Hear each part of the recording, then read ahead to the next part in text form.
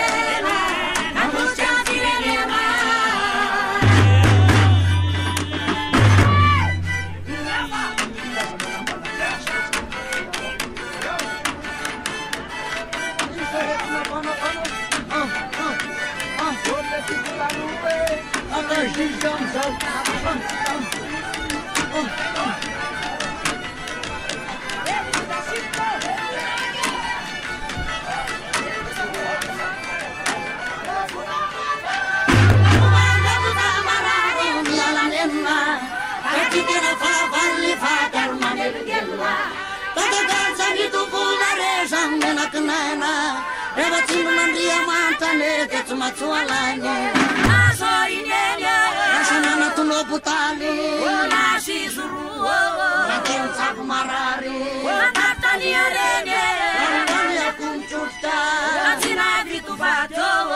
Nana lantupuni tuganturate Nakangawasha nazandra matu Nazar chinkasha Critica sana stanurivo saru visara Sia sana pana kupusurka tukunezare Nana tanakaya Rantele kanefa walantano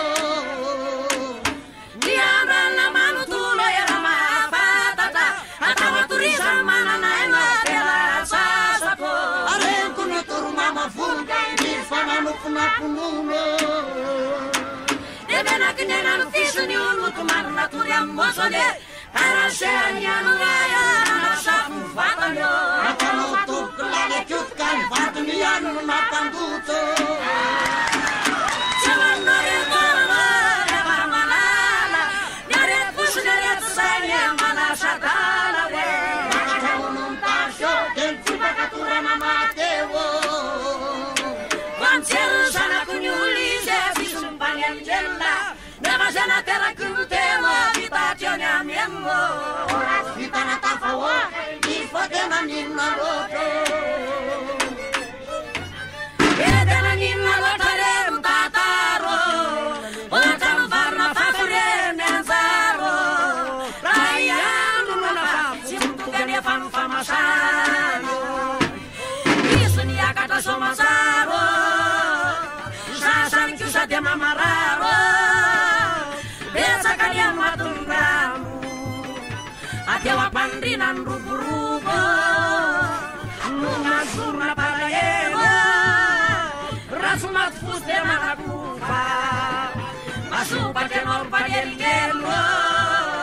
Afuafan kama sunyumbelo